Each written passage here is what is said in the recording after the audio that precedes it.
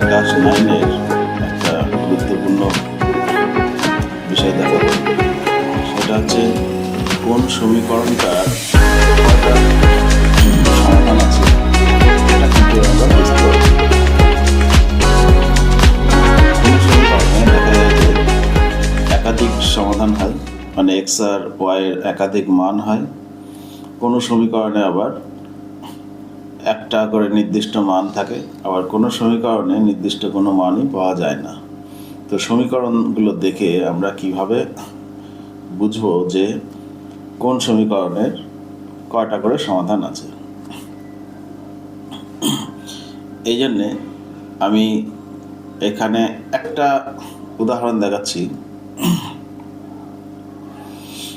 যে এখানে বলা আছে যে x - y = 10 এই একটা সমীকরণ, আর 2x - 2x + 2y = -20 এই একটা সমীকরণ। দুটো সমীকরণ দেখানো আছে। এই সমীকরণটার কয়টা সমাধান পাওয়া যাবে, মানে x আর y এর কতগুলো করে মান আমি পাবো, সেটা দেখার চেষ্টা করব। তার আগে একটা ছোট্ট একটা সমীকরণ দেখিয়ে দিই। ধরলাম যে x + y = 10 আছে। জাস্ট যদি এরকম একটা সমীকরণ থাকতো, এবার যদি বলা হতো যে x এর মান কত কত হতে পারে আর y এর মান কত কত হতে পারে, তো এই সমীকরণটাতে আমরা বুঝতে পারছি যে x এর মান যদি আমি 7 ধরি, তাহলে y এর মান পাবো হচ্ছে 3, কারণ এই দুটো মিলে 10 হচ্ছে। আচ্ছা, x এর মান যদি 6 ধরি, তাহলে y এর মান আমরা কত পাবো? 4। x এর মান যদি 8 ধরি, y এর মান কত পাবো? 2। এটা যদি 5.5 ধরি, এটা পাবো 4.5। এরকম অসংখ্য আমি মান পেতে পারি। এটা কখন সম্ভব? যখন একটা মাত্র সমীকরণ দেওয়া থাকবে, x + y = 10। একটাই শর্ত, একটা শর্ত দেওয়া থাকলে এরকম অসংখ্য আমরা মান পেতে পারি। x এর আলাদা আলাদা মান ধরবো, তার সাপেক্ষে y এর আলাদা আলাদা মান চলে আসবে। সুতরাং x আর y এর একাধিক আমরা মান এরকমভাবে পেয়ে যেতে পারি। যেহেতু সংখ্যা রেখার উপরে অসংখ্য সংখ্যা থাকে, সুতরাং x আর y এর মানের কোনো অভাব হবে না। x এর আমি যে মানই ধরি না কেন, যত ছোট বড় যা খুশি মান ধরি না কেন, তার করেসপন্ডেন্সে y এর একটা মান আমরা পেয়ে যাব। এটা দেখানোর মূল একটা উদ্দেশ্য, সেটা হচ্ছে একটাই মাত্র যখন সমীকরণ থাকবে x + y, অর্থাৎ একটাই শর্ত দেওয়া থাকবে যে x আর y এর যোগফল হচ্ছে 10, তখন এই ঘটনাটা ঘটে। এটা আমাদের মনে রাখতে হবে।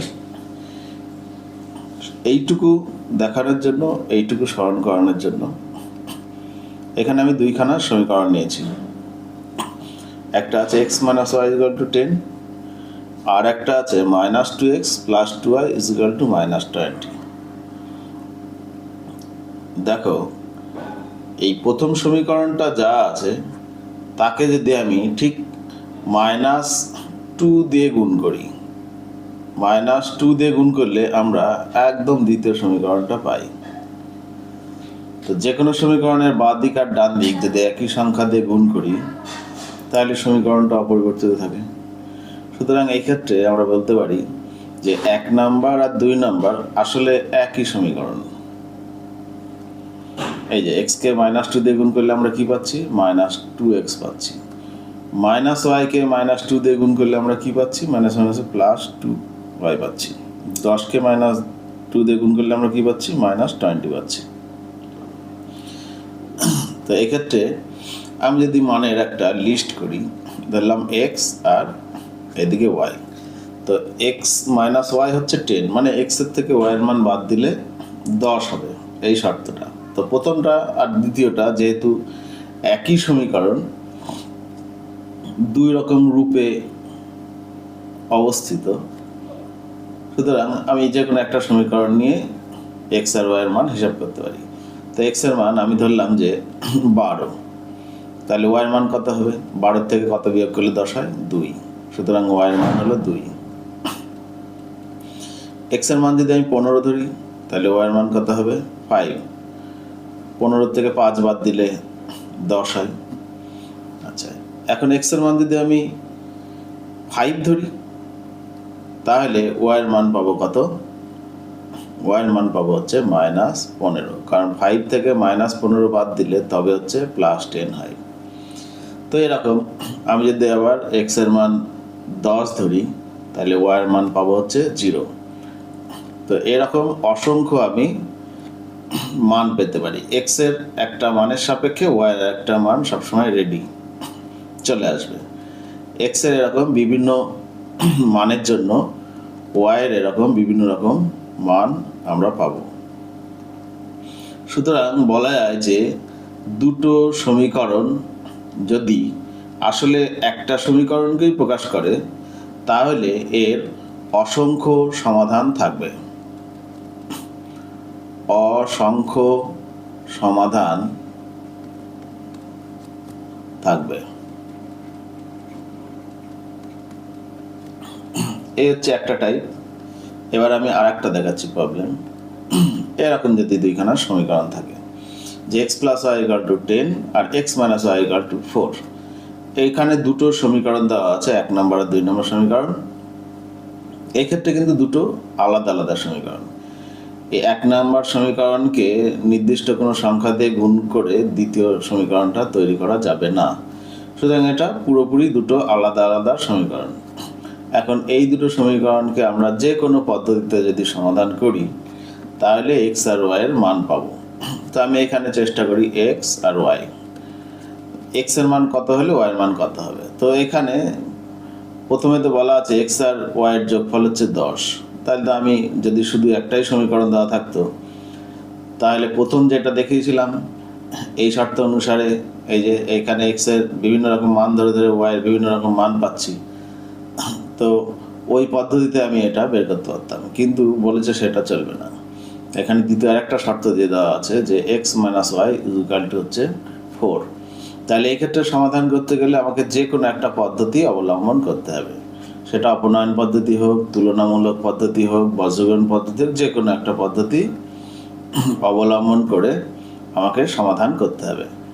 আমি যদি দেখেই বুঝতে পারি যে x আর y এর মান কত কত আসতে পারে বা সমাধান কি কি আসতে পারে, তাহলে আমার কোনো পদ্ধতিতে ওইভাবে যাওয়ার কোনো প্রয়োজন নেই। তো যাই হোক, আমি একটা পদ্ধতি এখানে দেখিয়ে দিচ্ছি। এটা বিয়োগ করা হলো প্রথমে, আমি যোগ করলেও পারতাম, তাহলে y কেটে যেত। এই দুটো কেটে গেলে তাহলে কত থাকছে 2y = 6, আর y = কত হচ্ছে 6/2 মানে হচ্ছে 3। একই রকমভাবে এই y এর মানটা আমি এই প্রথম সমীকরণটাতে বা দ্বিতীয় সমীকরণটাতে বসিয়ে x এর মান পেয়ে যাব। তো আর এক রকমভাবে করতে পারি এটাকে, ওই রকম মান না বসিয়ে আবার আমি বিয়োগ করে এই উত্তরটা বের করতে পারি। x + y = 10 আর ঠিক তার নিচে লিখছি x - y = 4। আগের বার বিয়োগ করেছিলাম, এবার যোগ করছি, তাহলে এই দুটো কেটে গিয়ে এবার 2x থাকছে। 2x = 14 আর x = 14/2 মানে হচ্ছে 7। তাহলে বোঝা গেল x এর মান 7 হলে পরে 7 আর y এর মান পাওয়া যাচ্ছে হচ্ছে 3। এই দুটো মান ছাড়া আর কোনো মান নেই যে মানগুলো দিয়ে এই দুটো সমীকরণই সিদ্ধ হয়। সুতরাং এই ক্ষেত্রে আমরা বলতে পারি যে একটি নির্দিষ্ট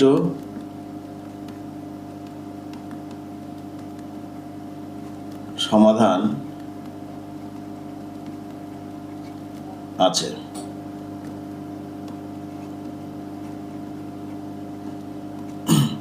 অর্থাৎ x এর মানও একটি পাবো, আমরা x এর মান একটি পাবো, y এর মানও আমরা এই ক্ষেত্রে একটি পাবো।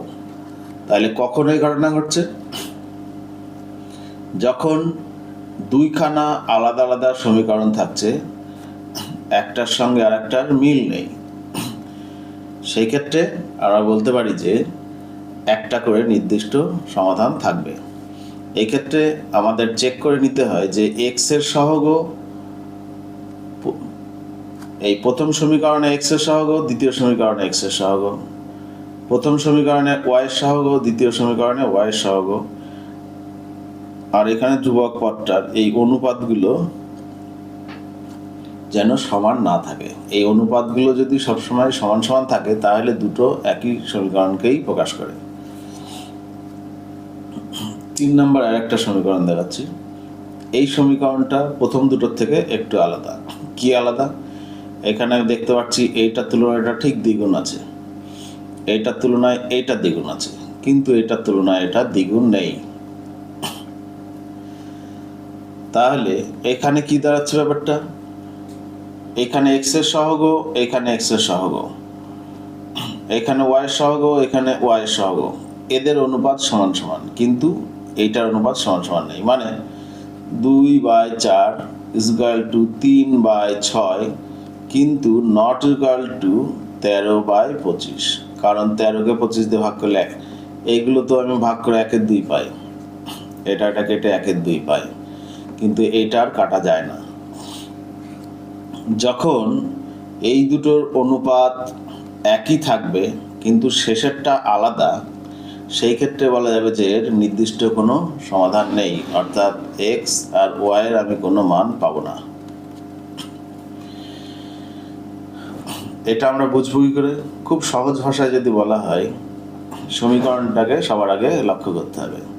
এই সমীকরণটাতে বলা আছে 2x + 3y = 13।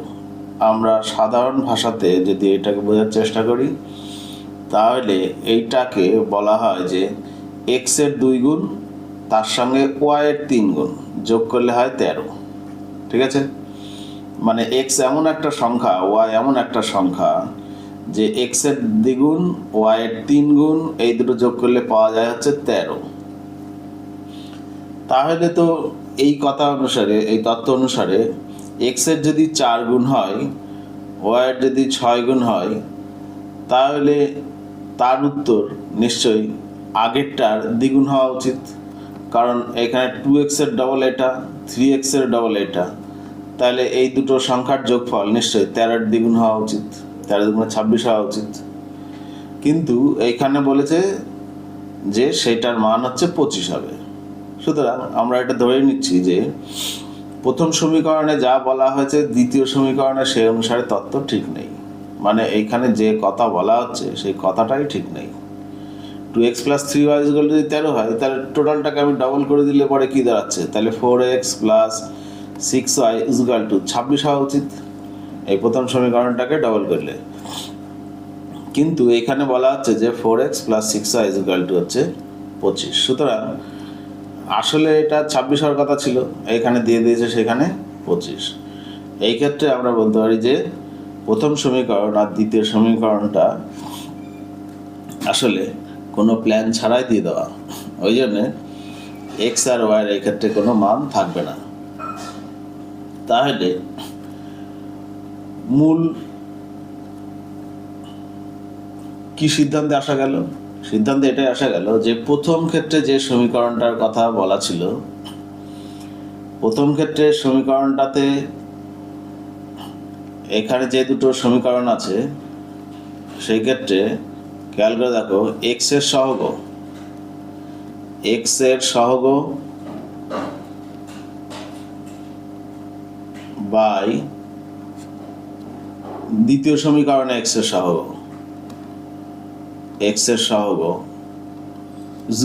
= কি?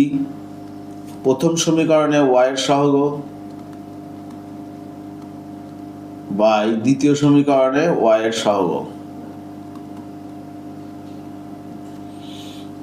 = প্রথম ক্ষেত্রে যে ধ্রুবক সংখ্যা দ্বিতীয় ক্ষেত্রে সেই ধ্রুবক সংখ্যা, মানে এইখানকার ধ্রুবক বাই দ্বিতীয় সমীকরণের ধ্রুবক। এই যখন এই তিনটে সমান সমান হয়ে যাবে তখন আমরা বলতে পারি যে অসংখ্য সমাধান থাকবে সমীকরণ দুটোর।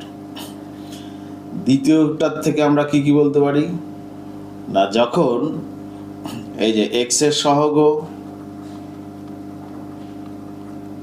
বাই দ্বিতীয় সমীকরণের x এর সহগ = প্রথম সমীকরণে y এর সহগ বা দ্বিতীয় সমীকরণে ওয়াই এর সহগ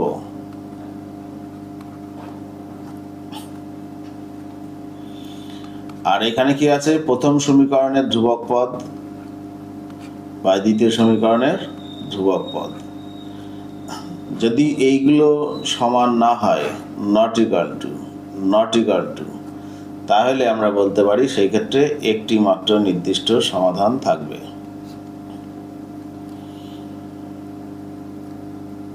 আর প্রথমটার ক্ষেত্রে কি বলতে পারি, প্রথমটা বললাম, দ্বিতীয়টা বললাম, এবার তৃতীয়টার ক্ষেত্রে আমরা কি পাচ্ছি, তৃতীয়টার ক্ষেত্রে পাচ্ছি প্রথম সমীকরণে এক্স এর সহগ বাই দ্বিতীয় সমীকরণে এক্স এর সহগ ইকুয়াল টু প্রথম সমীকরণে ওয়াই এর সহগ বা দ্বিতীয় সমীকরণে ওয়াই এর সহগ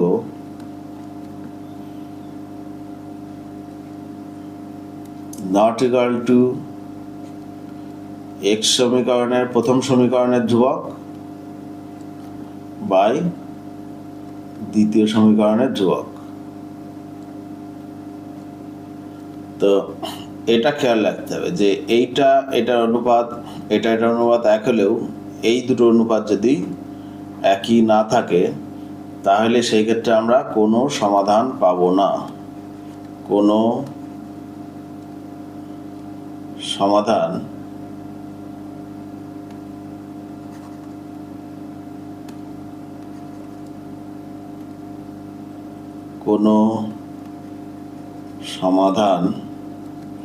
থাকবে না। এই হচ্ছে বিষয়। তাহলে সমীকরণ দেখে কোন সমীকরণের কয়টা সমাধান থাকবে, কোনটার সমাধান একেবারেই থাকবে না, কোনটার একটা মাত্র সমাধান থাকবে, সেটা আমরা এইভাবে বুঝতে পারি।